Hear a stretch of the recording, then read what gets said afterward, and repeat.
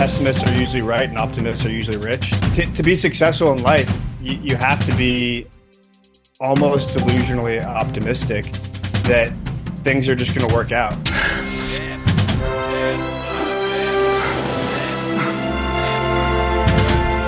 Welcome to Mindset Lessons from the Field. I'm Gina Cazazzo, the author of the upcoming memoir, Training with the SEAL. Today's guest is a former SEAL. I met him through his incredible podcast, Harder, Not Smarter. I had his co-host, Greg, on the show, if you guys remember.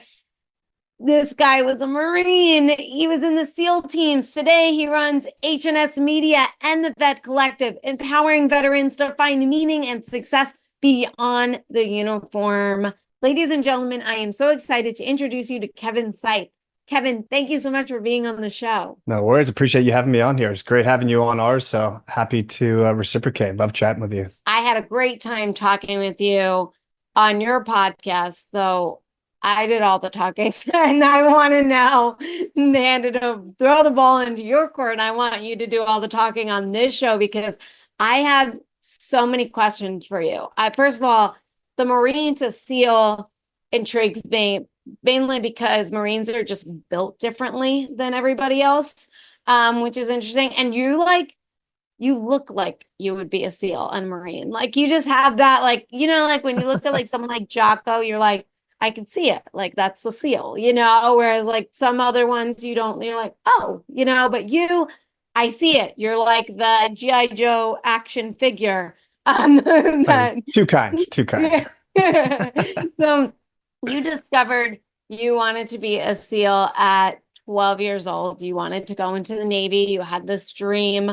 What sparked that? And what did you do to put that dream into fruition? Like what actions did you take? So I guess the stuff that I did, I mean, being 12 to 18 years old, you don't have a huge toolbox of named methods and mindset skills. You know, you just you are who you are. You've learned things from your parents. You have your own personality and just how you've gone through life. I've always been one that when I put my mind towards getting something, I just get latched onto it. And it becomes, I don't want to say it's an obsession. I'm not at that level of trying to get something, but it becomes a goal that I'm constantly focused on. Aside from just having a glutton for punishment, you know, I've always been an athlete. I did water polo, soccer, and swimming. So 3 grueling sports that you just get comfortable being uncomfortable. You're constantly tired.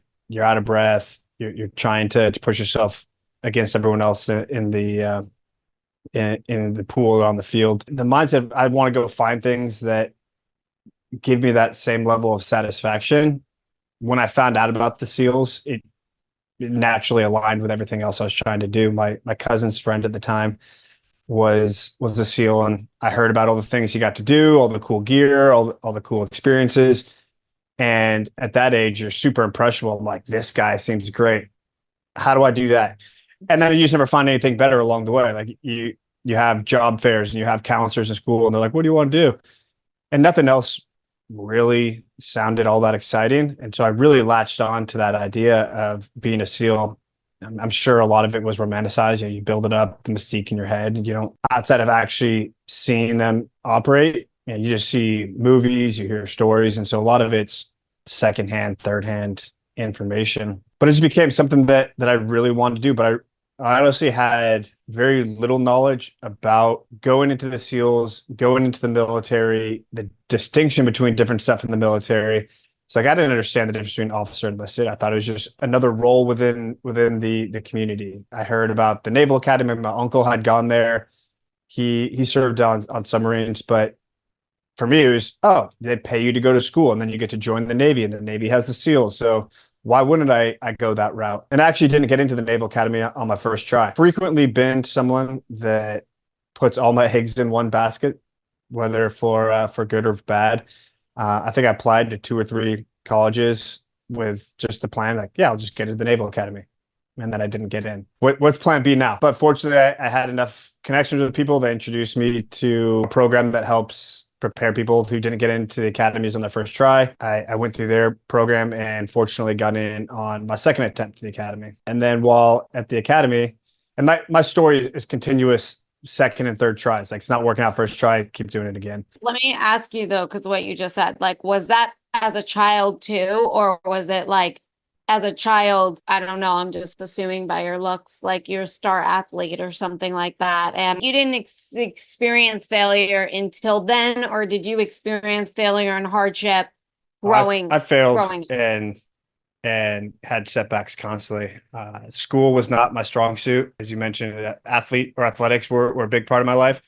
Putting me in a chair and telling me to sit and listen quietly in a classroom and then go home and do homework 4 hours, it's not my cup of tea, especially at that age. So I wasn't a bad student by any means. I wanted to do well, but it was just so hard for me to sit down and focus. I wasn't a quick reader. So, you try and do history homework and then English homework and then science homework. And you're just like, I'm just spending all my time reading and it's 10 o'clock at night. Forget it. I'm just not gonna do the rest of the homework. I would get C's and B's, occasional A, but yeah, I was by no means a stellar student. I performed well in athletics, but I didn't have some crazy genetic gift.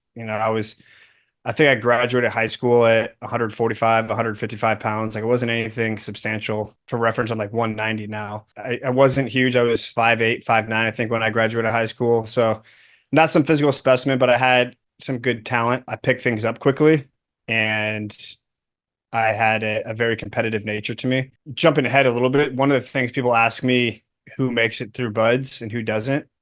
I honestly think it's people like myself who were athletic and competitive, but they weren't necessarily the star athlete with all the natural gifts and talents, because those people that constantly experience success after success after success without having to work exceptionally hard and they don't experience failure, everyone fails at butts regardless. Everyone fails in the military. They're very good at putting you in situations where you're not going to succeed or you're going to struggle substantially.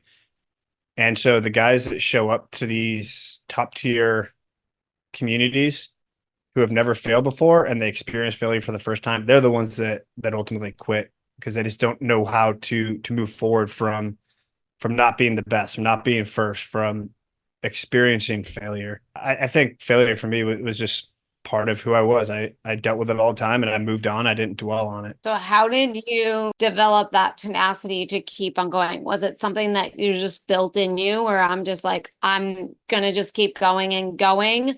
Was there ever a time where I recently said this on the show where like I had a friend that was like never experienced failure until their late 20s. And then when they experienced failure, it was like immobilized, like couldn't go back, couldn't move forward, Mm-hmm. So for yourself, like how did you get that drive? I mean, especially as a kid and stuff, like to move forward. Because how does it feel for someone like you? Like I'm very similar to you, and I put all my eggs in one basket, and I have this delusional confidence that it's all going to work out, And if it doesn't, I just keep that delusion Well, you know what and they say keep that going. pessimists are usually right and optimists are usually rich. I mean, to be successful in life, you have to be almost delusionally optimistic that Mhm. things are just going to work out. My friends compare me a lot. Do you ever watch the TV show Archer? Yes. Yeah.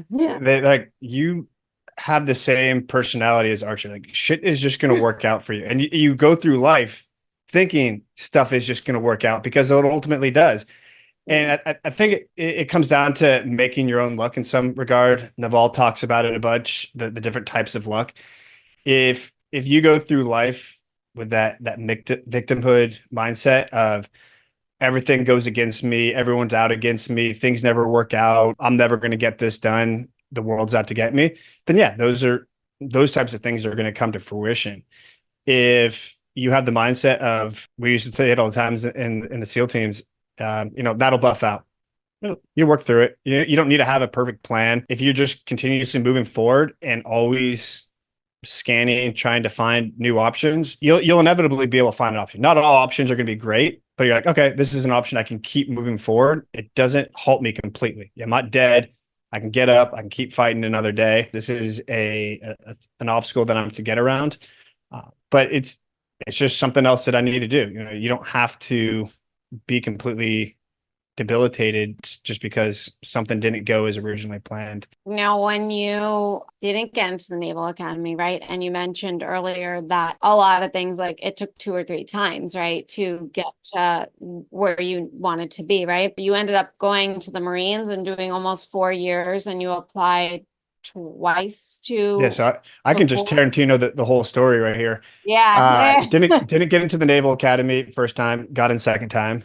From the Naval Academy, didn't get SEALs. It was just super competitive that year. Fortunately, I went Marine Corps instead of going on a ship. I had a bunch of friends that went surface warfare. They served on a ship. They actually got to buds faster, but they basically said their entire time on a ship didn't translate over to anything useful in the SEAL community. So I went Marines, applied from the Marines to both MARSOC and the SEALs. I was like, I'm just gonna hedge my bets, see which one works out. The Marine or the MARSOC at the time had a huge backlog because it opened it up to all MOSs, all different specialties in the military. It used to be you had to have a combat arms MOS, so like infantry, tanks, artillery, something like that. But you couldn't be a logistician or supply officer or a supply person or a comms person. But then around 2009, they opened it up to everybody. So I applied to MARSOC and I applied to the SEALs. MARSOC was just a super long wait list. I didn't get SEALs the first time. Then I applied again and got it that round. From Buds, my first hell week, I got Seiff. I was coughing up blood. It's a great condition. Seiff is swimmer-induced pulmonary edema. Yeah. Yeah. Got rolled back halfway through my first hell week and had to do all of first phase over again. And then I made it through. So it's just like my life has been perpetually those. It honestly was harder for me to get to buds than it was for me to get through buds. It took me, let's just say, from getting out of the Naval Academy, it took me 4 years. But if you look at everything, from when I was 12 years old to when I actually showed up at Buds at 27, it was 15 years of me being focused on this is where I want to be. I just had that long-term vision of this is where I'm going to go. There's detours along the way. I went to the Naval Academy. That's 4 years. There was times I was there that I thought about, should I just leave the Naval Academy and go enlist right away, get to the fight? You're seeing so from 2004 to 2008, there was some serious fighting going on in both Afghanistan and Iraq. I'm like, am I making the right decision being here? 4 more years as a Marine, not being a SEAL or not being in special operations. And so it really just comes down to having that resilient mindset of I'm not where I want to be yet, but how do I keep making progress in some general direction towards where I want to be? Did you have moments of doubt? Oh, for sure. During buds, before buds. How do you get through like those moments of doubts of like, especially when things are out of your control? Like, you apply and you hope you get it, right? But then you don't, and you don't, and now you're 4 years into something else. So what do you specifically do to get out of those moments of doubt so you don't spiral into a victim mindset? I think the best way is to just enjoy the journey for what it is. I read recently, I think it was Sahil Bloom talking about it, the difference between goals and missions in life. Goals are something you can accomplish and then you're on to the next thing. Where a mission is something that you're perpetually doing. It's an infinite game. There is no accomplishing your mission in life. It's something you're always working towards. So it's more broad and vague than a goal, but all your goals should nest inside of your mission. And so I just had it as my mission in life is to do challenging things, push myself, live an abnormal but enjoyable life. And all these things tie into it. Joining the military during a multi-war era of our nation's history, joining the Marines, they're an intense fighting unit in and of itself. Mm-hmm. Joining the SEAL teams, getting into entrepreneurship, like everything is in line with what I find enjoyable in life. So I don't feel like I'm languishing, I guess you can say. I'm always doing something that is meaningful and purposeful for me.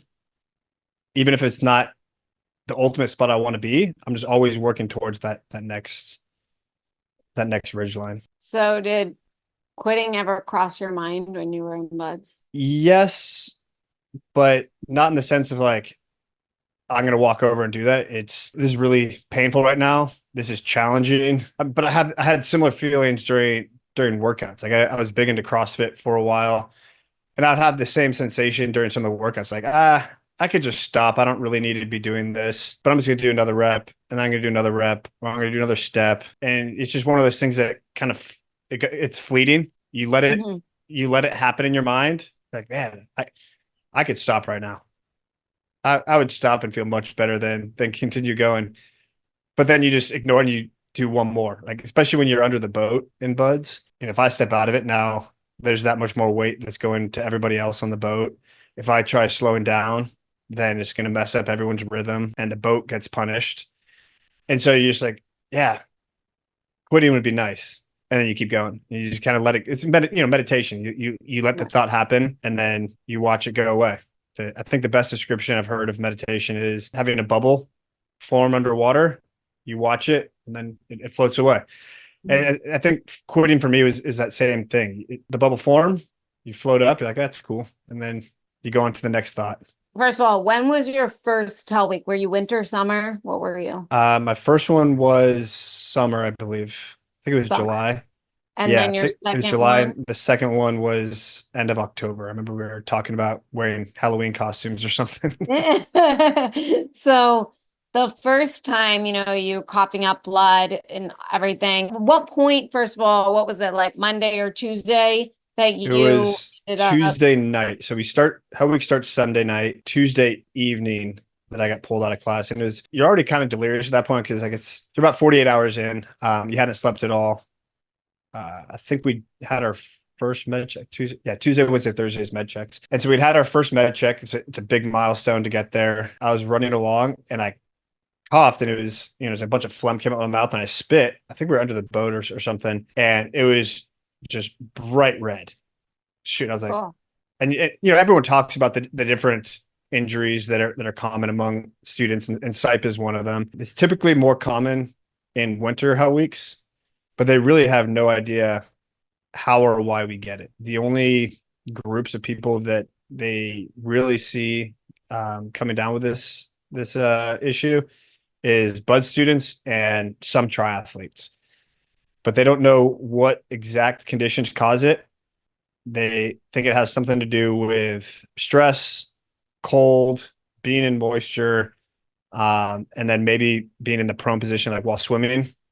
That's why they call it swimmer induced. They couldn't tell you why one student gets it at one time and one student doesn't. Like I got it in the summer and then I went again in the fall when it was colder and I was fine. mhm. And I remember a guy, he was finishing his third hell week when I had just showed up, but he had gotten Seipp his first time on Monday night, his second time on Tuesday night, and his third time on Wednesday night. And on the Wednesday one, he was just like, I'm just keeping it to myself. I'm close enough. And he was able to push through. But he got it all Yeah, three because if you classes. go Wednesday, if you would have made it to Wednesday, you would have rolled, right? Maybe. That's a general rule of thumb. Mhm. Wednesday's pretty iffy. Thursday, you're usually good. But it really depends on how you've been performing, how the instructors think about you, and some other factors. I'm sure they have a hard cutoff in their own criteria that says no students will be rolled forward until they hit this point, and then they have a Mhm. gray area where they have instructor discretion. But yeah, typically the goal is get to Wednesday and you can kind of make it through. But you also don't want to be the guy that makes it to Wednesday and then you get rolled forward Yeah. where other people are doing another 48 hours, which is basically half of Hell Week. So no one wants to be that guy that's like, yeah, I Yeah. made it for 3 days. Yeah. How did it feel, knowing like I had to go through that again? Because how was it like the No, first it's time super for you? demoralizing. Yeah. My girlfriend at the time, I had her repeat to me several times after I got rolled, you're not in that class anymore. You're not in that class anymore. Like it, stop trying to think what if and just focus on what's in front of you. It goes back to that stoicism idea of control what or only worry about what you can control. It was out of my control that I wasn't in that class anymore. You're allowed to miss 4 hours of training, and I was in medical for 4 hours. They're trying to heal me up. I forget it's basically an inhaler type thing. They're having me breathe through those, trying to clear the fluid out of my lungs. Tried warming me up to have my system flush it out. But every time they put me on a bike with a finger thing that does your pulse and your blood oxygen concentration, you're typically around 98, 99%. oxygen saturation. If you drop below 90%, it's getting dangerous. I was getting on the bike and it would go from 98 and plummet down to about 81%, like Wow. just like that. And so like we can't send you out until you stay in the 90s. And after 4 hours, like, sorry, you hit a threshold. We have to roll you out now. So that was a weird conversation because I went back to the area where the students who quit, they have you go back to the holding classroom. They have cots and everything. And so I'm in there and it's a weird feeling because everyone else in there had quit. I don't think there was any other med roles. I'm sleeping. And then the next morning, I called my roommate who was a class behind me and asked him to come pick me up. He's like, did you quit? I was like, no, I got rolled, but I don't really want to talk about it right now. Can you just come grab me? It took a lot of processing because in my head, I had just finished the last log PT. So you have one log PT every week for the 4 weeks of first phase. And then there's, I think, three or four log PTs during Hell Week. And those are some of the worst, most grueling evolutions. And we had just finished our last one. It's like, yes, I'm beyond log PT because second and third phase, they usually don't have to do that punishment. And then I was thinking to myself, fuck, I have to do all 7 of them again. Wow. So So that's that's pretty brutal. That how did you get over and how long did it take you to get over that demoralizing feeling?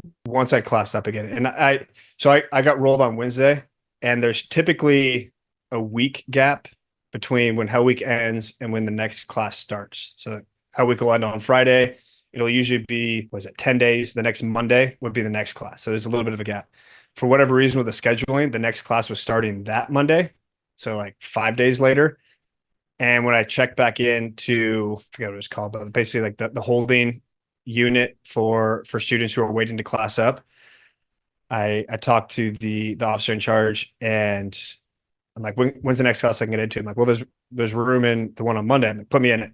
Are you sure? Because I just got rolled out of a class. I just spent 7 weeks, 7 weeks, yeah, 7 weeks up to that point of first phase. He's like, you sure you don't want to take a break and rest? I'm like, no, just get me in the next class. I don't want to wait 2 more months, essentially sitting in purgatory, waiting to class up again. Like just put me in the next one. I'll figure it out. And that was probably the best thing for me to just have something else to focus on and not be dwelling on, watching my previous class progress even farther. As it was when I was going through my next first phase, I was watching my previous class go on to second phase. And so first phase, you have the green helmets, second phase, you have the blue, and third phase, you have the red. You don't see much of third phase because they're off on the island, but first and second phase, they see each other all the time. And so seeing my previous class run around with their blue hats or helmets going to all the pool comp stuff, it's like, this is rough. So having them being even farther in front of me would have been worse. I was like, just get me in a class and I can start working through this stuff. I can heal up along the way, but I'd rather be making progress than stagnating. How was buds for you coming in as a Marine? Did you find it challenging? Did you find it like, I don't want to say easier, but did you think that was it easier having that background, or was it more challenging? I think I had a few things that are really going towards me. First, I was 27. So I was on the higher end of the guys in the class. There was a couple 18-year-olds there, they had very little life experience. They had all the energy and all the testosterone in the world to get them through stuff, but they're much more impressionable and the emotional swings to go along with it because they get much more invested. They hadn't really seen what the military was and how it operates in terms of everything's a bit of a game. All these training pipelines, they're not trying to kill you. This isn't actual combat. They're trying to simulate stress of combat through physical pain, sleep deprivation, sometimes nutritional deprivation, and just chaotic stress. The ultimate goal is to break you down and build you up and incorporate you into the community. And so if you're going into it understanding what the military is trying to accomplish, it changes your mindset a lot of allowing your emotions to get the best of you. I'm sure there's times when I was tired and frustrated that emotions flare up, but you can keep it much more controlled. So having 4 years at the academy, 4 years in the Marine Corps, showing up with essentially 9 years or 8 years at this point of experience being in the military in some fashion helps a ton. Being a little bit older, more mature helps a ton. Having some of my classmates from the Naval Academy that all went SEALs, they were 4 years ahead of me. So I'm hearing from guys that anywhere from 1 to 4 years ahead of me, hearing how Buds was for them. And when you pull back the curtain a little bit on the mystique of Buds and you hear about some of the stuff you do, experiences they had, when it happens to you, you're like, oh yeah, I heard about this. And so it's much less daunting. So going into it, I was much more comfortable than the average guy that had just shown up off the streets and was starting training. You talked about emotions and how, like, an 18-year-old, like, they allow their emotions sometimes to get the better of them. They haven't to that maturity of controlling your emotions. Took me like most of my 20s. I felt Yep. like I belonged in like an institution on how erratic sometimes my emotions got, and until like my later 20s where I was like finally like level-headed. So when did you and what did you do like to learn how to control, and what do you do for yourself like to control your emotions, to not react and let your emotions get the better of you? Unfortunately, I think that's a little bit of nature versus nurture. How much of that is learned behavior versus it's just who I am as a person. I've always been very level-headed, whether that's because of how my parents raised me or if that's just who I am. You obviously can learn it. There's breathing techniques and there's just being self-aware and recognizing, oh, I'm acting out right now. I'm letting my emotions get the best of me. If you're self-aware, well, I guess the first step is become self-aware. Mhm. Understand what you're doing and why you're doing it. Are you doing it because it's actually helpful, or are you doing it because it's making you feel better, or that you're getting attention from it? If you're able to recognize that my actions right now aren't benefiting the group, maybe I should change what I'm doing. That'd be the first step. And then once you recognize it, then you can work through, breathing techniques and just recognizing things. Okay, I hate this word, but I'm going to use it because I can't think of anything better. This triggers me. So maybe I just become aware that when this type of thing happens, I need to be more cognizant of what I'm doing. But I think the best way people can control their emotions is just being aware of how they react in certain situations, or seeing, is that how you actually want to be seen by others? Is this how I want others to think of me? Is this how I want to present myself? It's incredibly difficult, but once you start picking up on these cues, I think it becomes much easier to recognize and change habits. When you were going through Buds, did you have any struggles throughout I hate running. Like it? I despise running with a passion. Which I'm thinking, well, I had to join the military. So there's two types of Buds experiences. There's those who are good runners, and then there's everybody else. Because this is just a lot of running. When you're running under the boat, you're doing conditioning runs, you're doing timed run evolutions. You have 4 mile timed runs you have to do. Everywhere you go, you're running as a class. I mean, it's running. It's funny when you're in class, you feel like you're sprinting everywhere. But if you drive through Coronado, you can oftentimes see the classes going through there. It is the slowest shuffle pace ever, but you're just so broken down and tired that it feels like you're sprinting everywhere. The Buds compound is on the ocean side of Coronado Island. So that the base gets split by, I always forget what highway it is, 75 maybe. There's a 4-lane highway that goes down the Strand. And on the ocean side is Buds, and it has all the SEAL teams. And on the bay side is the rest of Naval Amphibious Base Coronado, which has like the SWIT guys and all the logistics and supplies. There's a whole other side of the base over there. And that's also where the galley is, where we go for food, the cafeteria. And so we're constantly going back and forth across that highway. And so you're just running everywhere. It's about a mile from Bud's compound to the galley. And so you're just running everywhere. Being a good runner helps.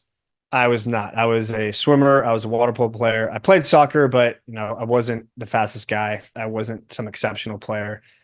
And then in college, I I didn't play soccer at all. And so I was a decent runner, but I was nowhere near a fast runner. And so to give you an idea, I failed 2 4 mile timed runs by a collective 3 seconds. One was 2 seconds, one was 1 second. And so I was always on that cusp of, am I going to pass this run? In every phase, the times get faster and faster. Conditioning runs, my first class, I was constantly in the goon squad, meaning I didn't keep up with the main group. And so they have a cutoff point where if you weren't with that instructor or in front, then you get diverted off and you get extra punishment. My first class, I was constantly in the goon squad. It was utterly miserable. So for the second one, I learned how to, if I needed to, just do a put out sprint as I think we're getting to a checkpoint and you just haul ass to get up there. But yeah, running was constantly a struggle for me. And I was always jealous of the guys that, like, there was one guy in my class, he ran a 5:30 pace mile in boots and utes on the sand. Wow, He on the finishes he sand. finishes 4 miles in like 22 minutes. Oh my The God. cutoff time at the start was 32 minutes. Meanwhile, Kevin's coming in at like 31:30 for the first group. But you see this, like, how do I keep up with these guys? Lo and behold, that guy ended up quitting. Wow. Because I mean, he was just a phenomenal athlete, and he didn't have that foresight of being able to have that long term vision. That was a weird story, actually. He came up to me. I was the OIC at the time, officer in charge, and we were about to do the O course, the obstacle course. And he comes up to me, he's like, "Hey, sir, just want to let you know I'm going to quit. Remind you, this guy was just crushing everything. He would finish his runs in incredible times. He was a good swimmer. He kept up." I was like, "What?" He's like, "Yeah, I just don't think I have it in me to be a SEAL. I'm telling you this now. I really like the O course.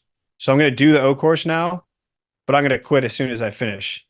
And that's what he did. He was in the top 10 people on the O course. He finished it in great time, ran on over to the back of the truck where they had the bell, rang it, and that was the last I saw him. So Wow. it just goes to show that the people that you think will be SEALs aren't always the ones that make it. Wow. So I absolutely despise running too. And That's terrible. running, Running's for cowards. it's the worst. And when I was at Team Eagle One, it was my first time running on soft sand. For yourself, did you train running on soft sand? I mean, it's a totally different beast It running on sucks. soft sand. So did you, especially like coming from the Marines and stuff, were you training and doing that before, or you just kind of decided to wing No. it? I mean, I did some, but it's one of those things that running in sand, no one's ever good at it.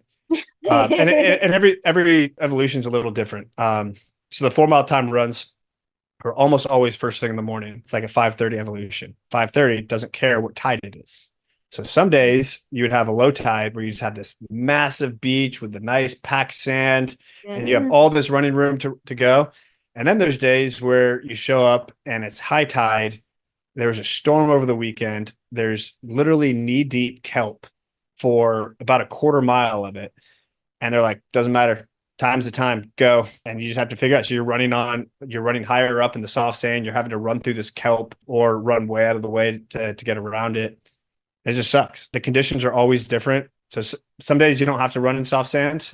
Some days you do. I don't think anyone's ever really good at it. It's just whether or not you have the cardio and the mindset to push through the pain is really all that matters. There's only so much technique you can actually have with running in soft sand. You said something really interesting in the beginning. You said when you go to buds, like, or in the military in general, like they set you up for failure. Oh yeah. So do you have a story where you were set up for failure and you knew, or you knew after, like you knew like this is like I'm set up for failure? And how do you, if you know prior, like still do your best to, when you're set up for failure, you sometimes would be like, I'm not even going to try. Were there times where you like were set up for failure where you knew, or you have a story where you were set up for failure, and like what emotionally was going on, and how do you push through something like that? So this was a story beyond buds. It's during SQT, SEAL qualification training. So buds, you learn basically zero modern tactics. It's just, can you learn new skills, and can you learn the fundamentals of of combat that you do a little bit of during the third phase. Everything in Buds is basically Vietnam era stuff, and it's really not too applicable in the modern day.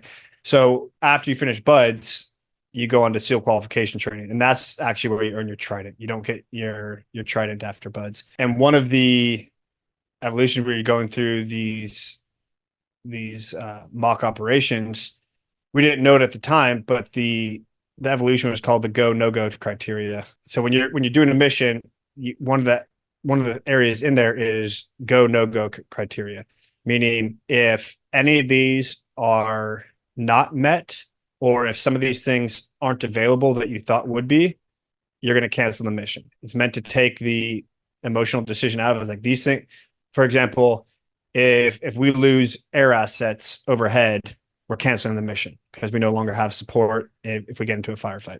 We didn't know that they were working on that with us.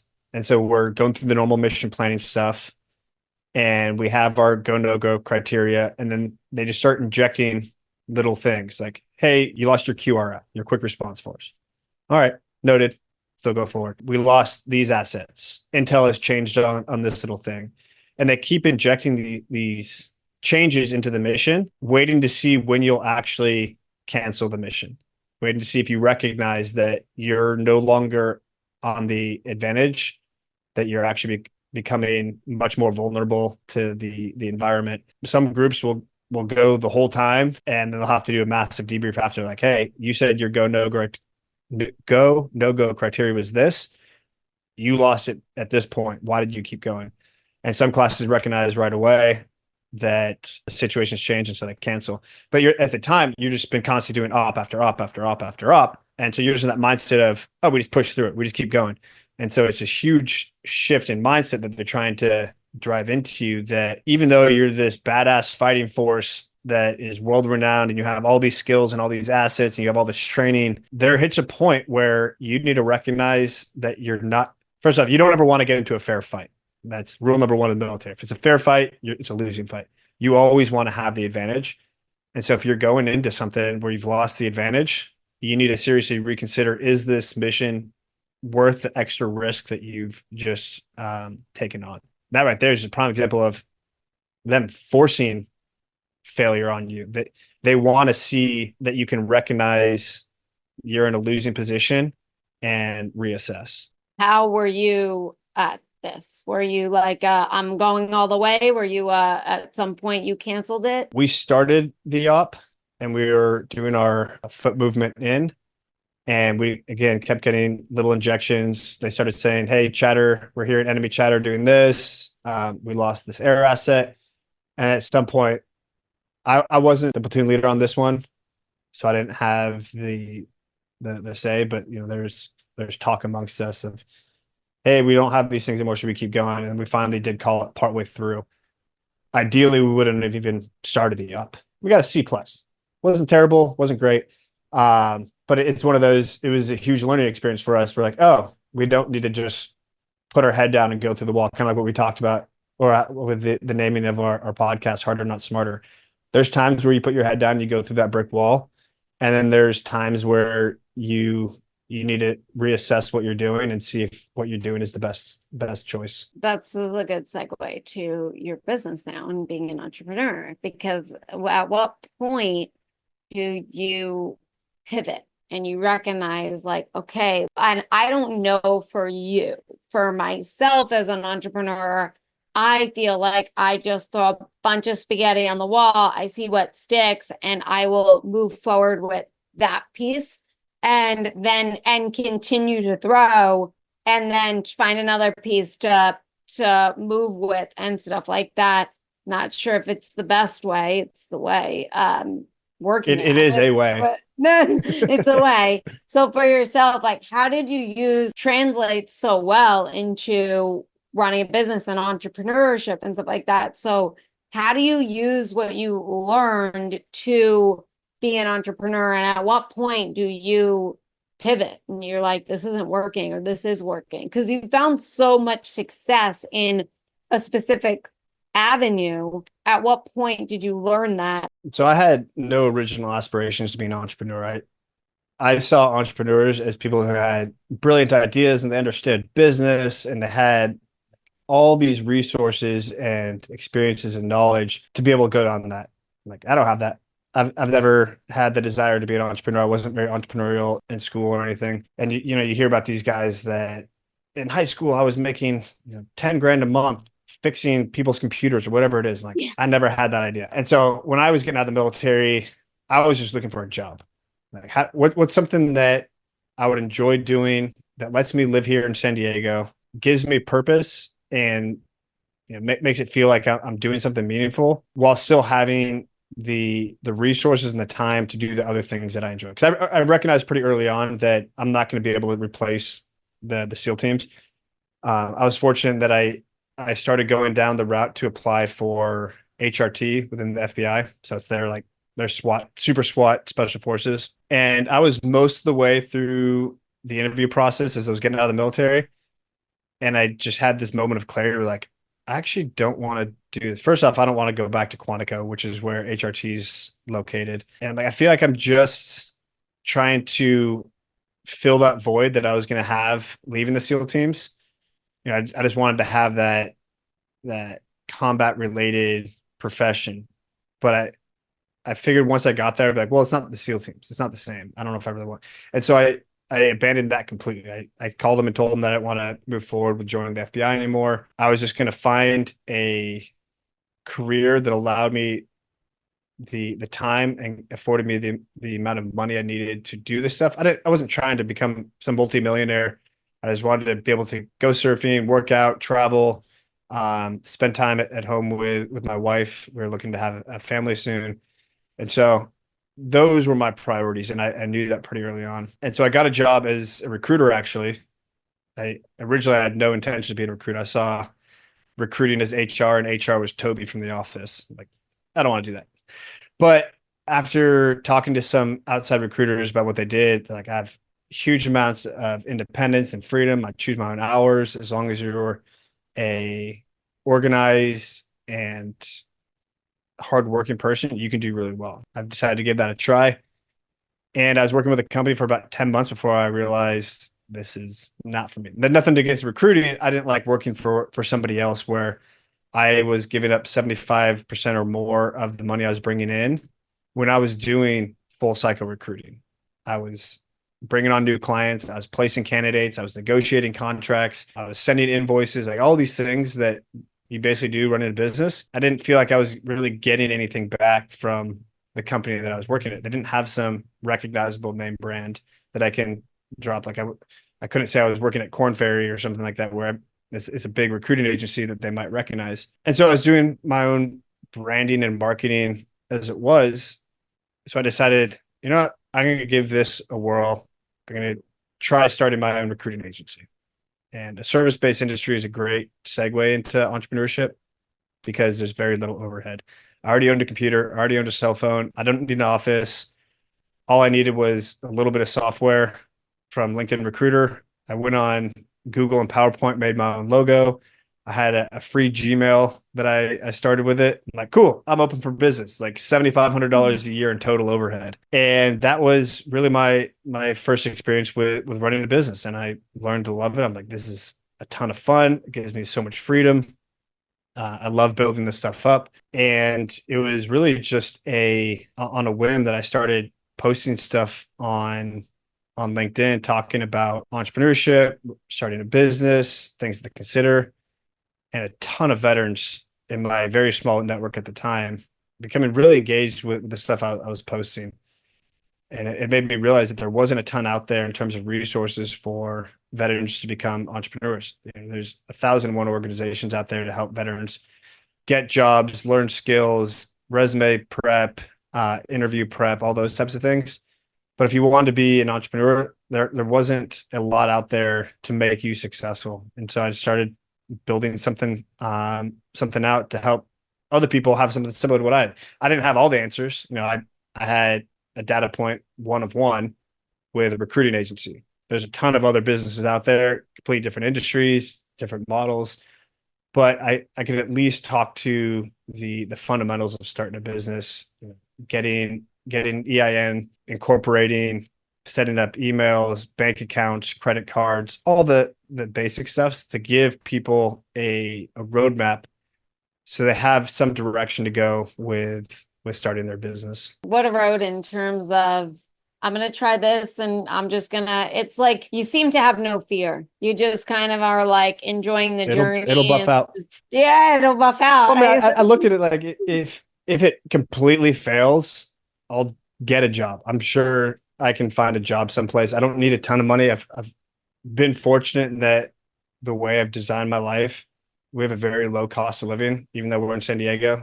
I got my house at a good time. I couldn't teach that to somebody else. It was dumb luck. I bought it at a low point that I didn't know was a low point. I refinanced when it was like 2% interest and we had already paid off our car. So like, and now I have medical through the VA. And so things have worked out and I've taken advantage of those, but I live within my means. I don't spend a bunch of stuff superfluously. And so I'm able to take those bigger risks, knowing that if it completely fails, hell, I can go get a job as a bartender and cover my needs. I can work at a coffee shop to make ends meet for a while as I recoup. It's the same thing we talk about in jujitsu, just being comfortable, being uncomfortable. Sometimes it's going to suck, but you work through it's life doesn't have to be as hard as people make it out to be. And yes, I'm a privileged white dude who lives in San Diego. I get it. You can talk shit, but No.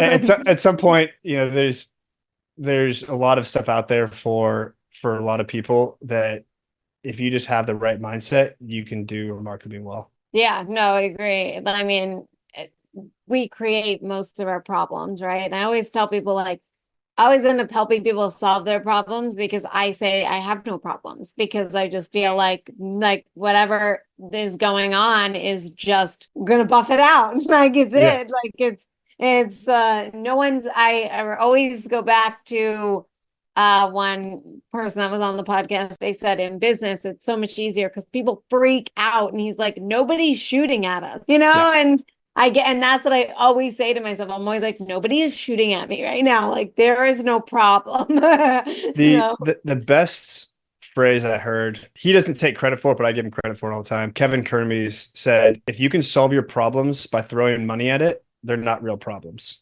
Yeah. So like, yeah, There's this there's this amazing book called Dissolve the Problem. And when you mhm. read the book, you realize there are no problems. So I highly recommend that one Dissolve and the problems. Dissolve the Problem. Yeah. Checking it And out. yeah, highly recommend on Amazon. And so I want to ask you our wrap up question for the show is what do you got for all of our listeners out there to develop that mental toughness, to tap into that untapped potential, to keep on going when failure comes up or obstacles come our way? I'll quote what Captain Hennessy told us. I think he was the commander at the time. When we finished Tow Week, he said, do something that challenges you every single day. Don't ever get complacent. It doesn't have to be anything crazy. Like you don't have to go full Goggins on this and, run 26 miles in the rain, freezing rain, but just find something that challenges you every day. Do a hard workout, do an ice plunge, go swimming in the ocean. If you're terrified of sharks, like do something that challenges you, scares you, pushes your comfort zone. Because if you're constantly pushing that comfort zone, getting uncomfortable, then when discomfort happens in an unintentional manner, then you'll be much more aware of how you react to it. It's not some new feeling. Like you mentioned your friend, he never experienced failure, and then all of a sudden in his late 20s he failed and it was just debilitating for him. If you're used to pushing yourself to the point that you fail or you struggle or you have to think about, am I going to quit or do I keep going? Then when life throws curveballs at you, it becomes much less daunting, and you can kind of think through it. You're like, I've been through shit before. And that's what I love about having gone through Hell Week. I mean, I'm sure it was terrible for my health. It probably took a couple of years off my life, but it gives you a perspective shift that I made it through this thing. Oh, this financial problem that I'm having, or this relationship problem that I'm having, or my water heater broke and it just flooded all over my garage and I need to get this fixed now. And I don't have the extra cash for it. You're like, okay, well, we'll find a solution for it. I've worked through bigger problems in the past. So having something to continuously shift your perspective on what is actually challenging and what is just inconvenient, but has plenty of options going forward, I think will really help people. Thank you so much, Kevin. That was fantastic. I really enjoyed having you on the show. I My pleasure. appreciate you Thank you. being here. So everyone that's listening, go listen to Harder Not Smarter because it's a really fantastic podcast. I really enjoy it. I became a fan after meeting you too. So thanks for being here. And everyone that's listening, please like, share, comment, subscribe, become a Patreon member to get access to our bonus episodes. And Click that like button. Yeah, hit that like button. Thank you guys so much, and I'll see you all next week.